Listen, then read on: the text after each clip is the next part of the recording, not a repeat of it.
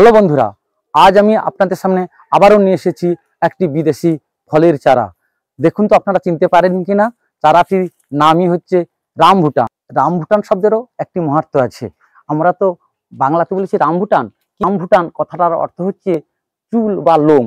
যে ফলটা হবে সেই ফলটার গায়ে লোম বিশিষ্ট। কি পরিচর্যা, কারণ কি, এটা হচ্ছে যেহেতু বিদেশি গাছ, আমাদের ওয়েদারে সুটেবল হওয়ার জন্য আমরা প্রথমে ওকে টবে লাগাবো।